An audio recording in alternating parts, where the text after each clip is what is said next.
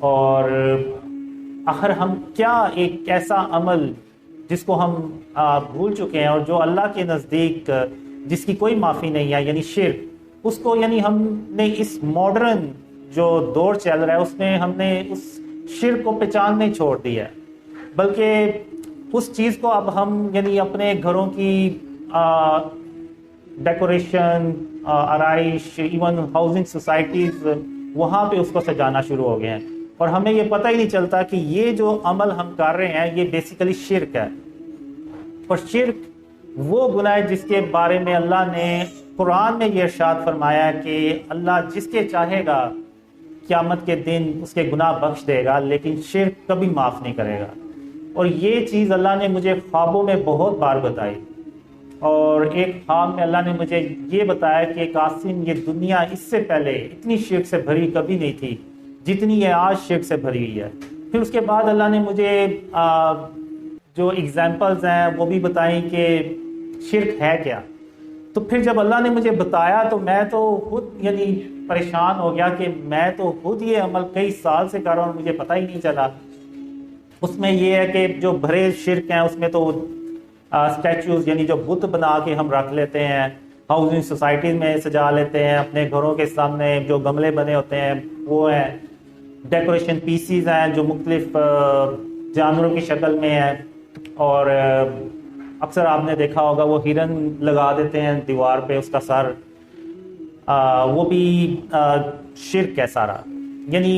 اور اس کے علاوہ اگر آپ دیکھیں تو جو مزاروں پہ جا کے لوگ سجدے کرتے ہیں، منتیں مانگتے ہیں، یہ بھی سب فارم آف شرک ہے۔ اور جو تصویریں ہم گھروں میں لگا دیتے ہیں،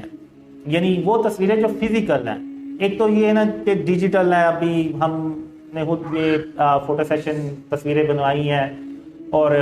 ویڈیو بھی بن رہی ہے، تو یہ ایک ڈیجیٹل ہے۔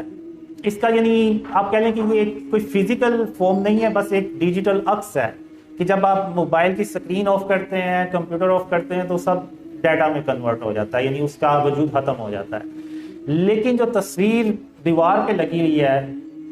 یہ ہم ساری لائٹیں بند کر کے بھی یہاں سے چلے جائیں گے نا تو اس کا وجود وہاں پہ موجود رہے گا، تو یہ فارم آف شرک ہے۔ ایک ڈریم میں ایون اللہ نے مجھے یہ بھی بتایا تھا کہ قاسم اگر تم نے تصویروں کو ہی دیکھنا ہے تو ہندو بھی تصویروں کو ہی دیکھتے ہیں، تو تم میں اور ان میں پھر فرق ہی کیا رہ جاتا ہے۔ اور پھر ایک ڈریم میں یعنی اللہ نے مجھے یہ بھی سمجھایا کہ جو ہم موویز دیکھتے ہیں، تو موویز میں ہم دیکھتے ہیں کہ وہ ہم تو زیادہ تر انڈین موویز ہی دیکھتے ہیں، تو اس میں ہر تقریباً مووی میں وہ ایک باطل خدا دکھاتے ہیں شروع میں، اور اندر بھی وہ باطل خدا کی وہ چیزیں دکھاتے ہیں کہ ہیرو ناکام ہو رہا تھا اور باطل خدا نے اس کی مدد کی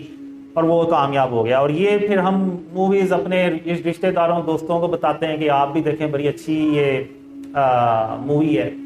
تو یعنی ہم یہ مووی دیکھ کے نا شرک کرتے ہیں،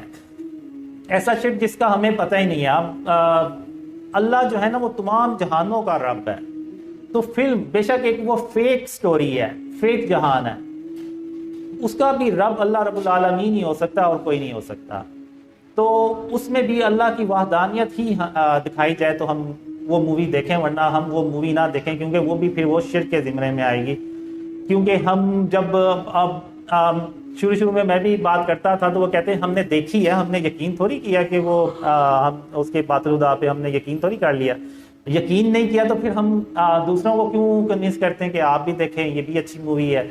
تو ہم زبان سے کہہ دیتے ہیں لیکن دل اور دماغ سے نہیں مانتے۔ تو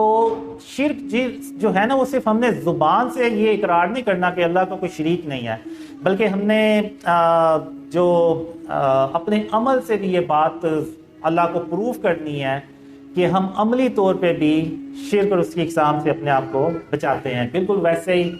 جیسے حضرت ابراہیم علیہ السلام، انہیں بتوں سے کوئی مسئلہ تو نہیں تھا، پڑے رہتے، انہوں نے کون سی ان کی کوئی نعوذ باللہ عبادت کرنی تھی، لیکن پھر بھی حضرت ابراہیم علیہ السلام نے ان بتوں کو توڑا،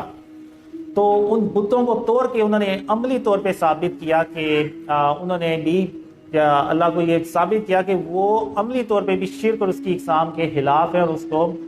اس سرزمین کو پاک کر رہے ہیں۔ بالکل اسی طرح حضرت محمد صلی اللہ علیہ وسلم خاتم النبیین،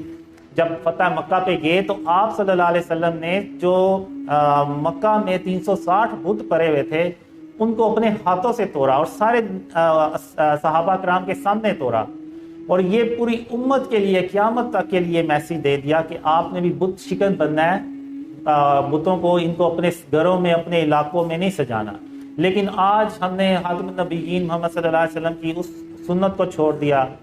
اس عمل کو چھوڑ دیا، اور وہی چیزیں ہم نے اپنے گھروں میں سجا لی ہیں۔ اب آپ اگر دیکھیں تو جو ڈیکوریشن پیسز ہمارے گھروں میں پڑے ہوئے ہیں اور وہ جو بت خانہ کعبہ میں پڑے ہوئے تھے ان میں اور ان میں کوئی فرق نہیں ہے، صرف شکلوں کا فرق ہے، تو باقی وہی چیز ہے۔ تو آج ہمیں اس چیز کی ضرورت ہے، اور اللہ نے مجھے بہت خوابوں میں بتایا کہ اللہ میری صرف اس لیے مدد کر رہا ہے کہ میں نے شرک اور اس کی اقسام سے اپنے آپ کو بچانا شروع کر دیا۔ تو اللہ کو وہ جو کوشش تھی نا وہ اللہ کو پسند آ گئی، حالانکہ میں بھی ابھی مکمل طور پہ نہیں قابو پا سکا۔ آپ کو پتہ ہے ہم روز چیزیں لے کے آتے ہیں، اس پہ تصویریں بنی ہوتی ہیں، اس کو یعنی ایک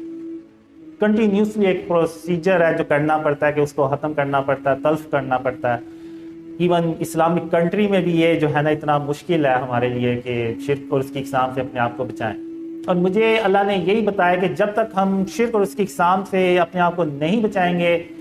آپ بھول جائیں کہ اللہ کی مدد آئے گی، اللہ کی کوئی مدد نہیں آنے والی۔ اور یہ جتنی مرضی ہم فلسطین کے لیے دعائیں کر لیں، امت کے لیے دعائیں کر لیں، کشمیر کے لیے دعائیں کر لیں، ہماری حالت کبھی نہیں بدلنے والی جب تک ہم اپنے آپ کو شرک اور اس کی اقسام سے نہیں بچا لیتے۔ تو یہ میرا آپ لوگوں کو میسج بھی ہے۔ تو اب ہم انشاءاللہ کویسچن آنسر کی طرف چلیں گے۔